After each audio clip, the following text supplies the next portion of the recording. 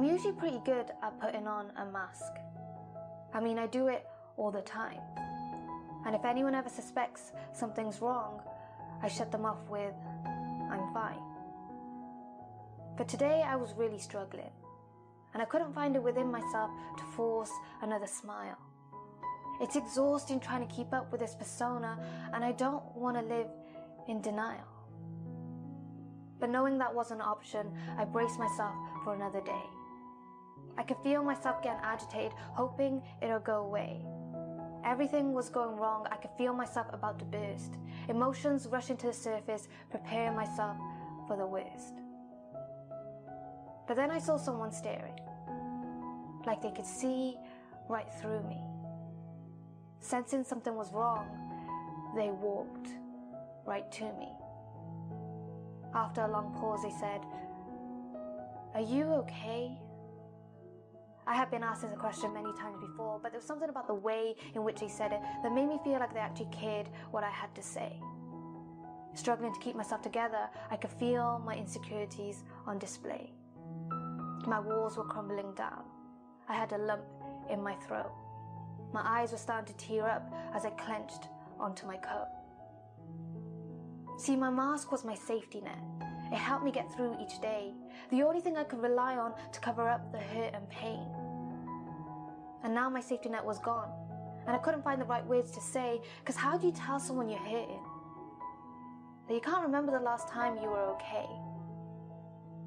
I couldn't get myself to shrug it off. I couldn't get myself to lie. I couldn't get myself to force another smile. Not this time. I couldn't get myself to come up with some silly excuse, because in this moment it didn't feel right. So I did the only thing I could. I broke down and cried.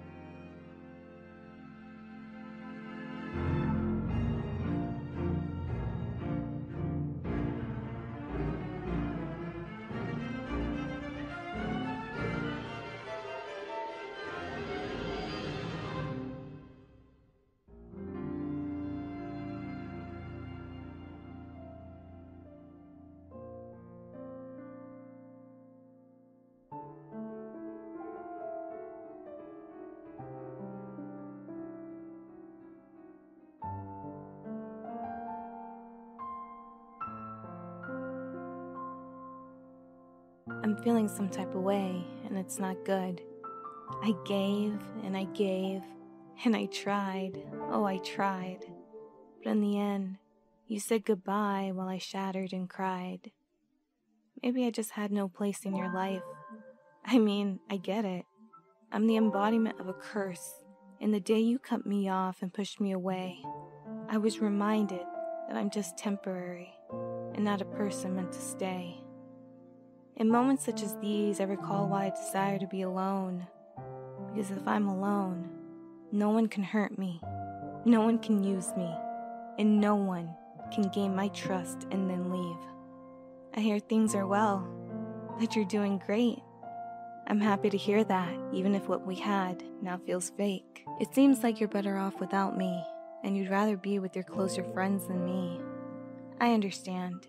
I'm the stupid one here, for believing I could mean something to you, and believing that I could be set free. From my mind that tells me eventually they all pack up and go, and again you'll be left all alone. This is where trust issues come into play. So I guess I'll say thanks for the memories, and for the time you wasted on me. I'm not mad, more like sad with myself for becoming an eyesore in your picture. You've erased me completely from your scripture, and I'll do the same. I won't say your name. Yes, I'll still feel the pain, but I was nothing but a replaceable piece in your game.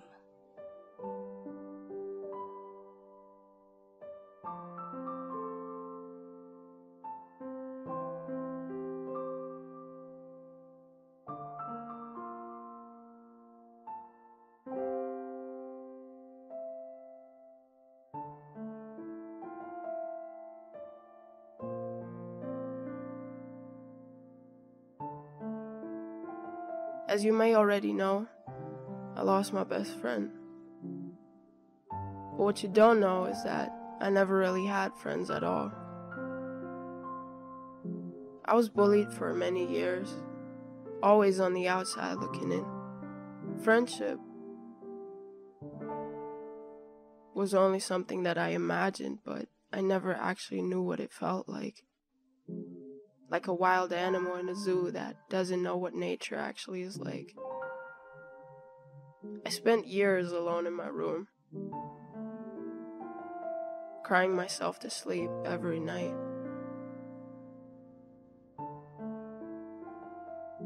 At one point, I even started talking to the posters on my wall because I didn't have anyone to talk to. Always asking myself over and over, why am I so different? When I was just 10 years old, I received my first death threat in school. And another one 2 years later when I was 12.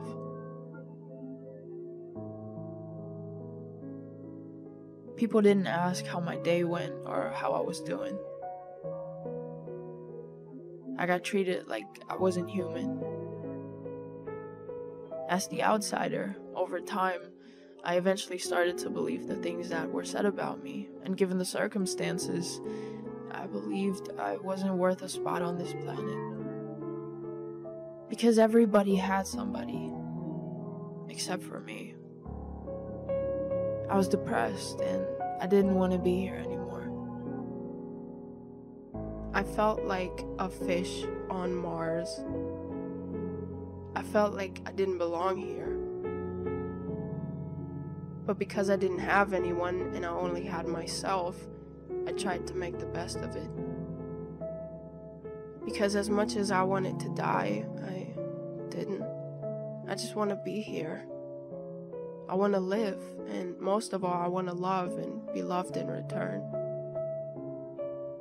So I tried to hold on to the little things, simple things like watching the sunset. And the more you do that, the more you see the life and everything. It teaches you how to be present in the now.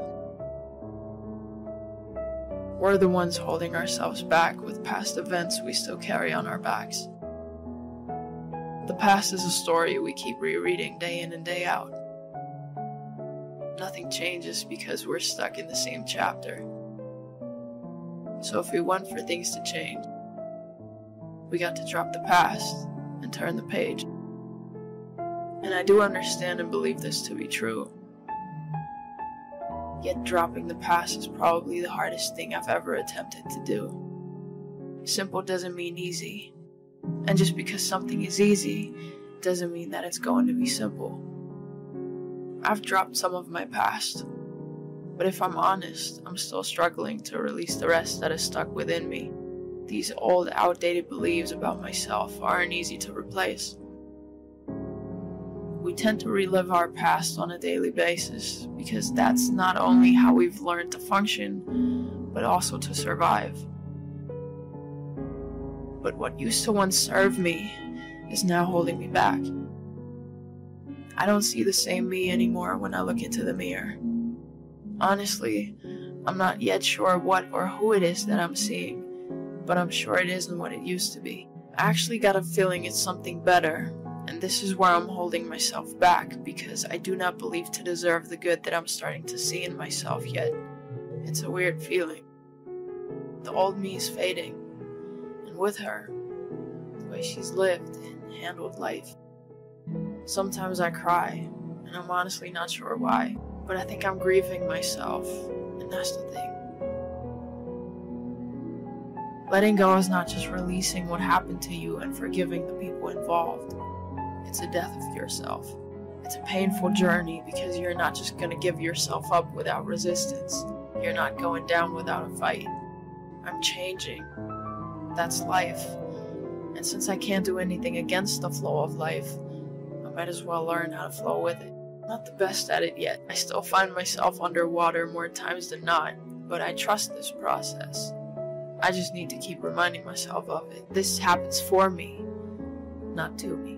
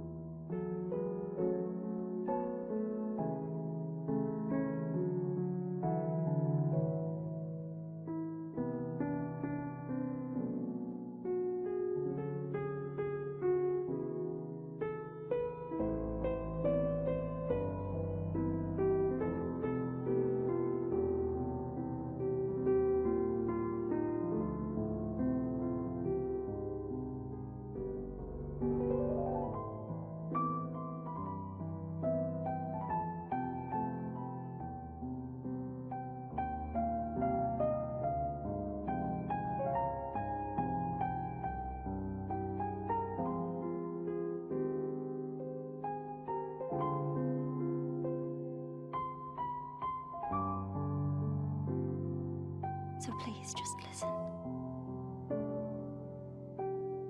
I know you're afraid. Being afraid is alright.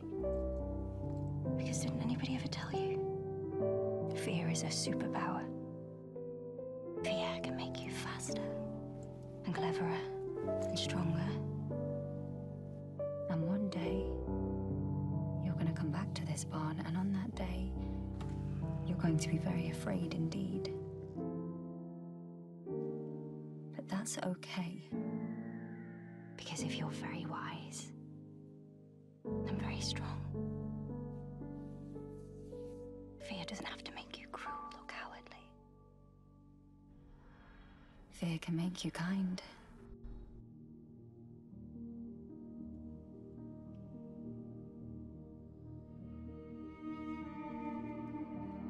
You listen to me. You're gonna be furious, and you're gonna be sad. But listen to me. Don't let this change you. No, listen. Whatever happens next, wherever she is sending you, I know what you're capable of. You don't be a warrior. Promise me. You can't let this turn you into a monster, so... I'm not asking you for a promise. I'm giving you an order. Don't run. Stay with me. Nah, you stay here. In the end, everybody does this alone. Clara. This is as brave as I know how to be. Please.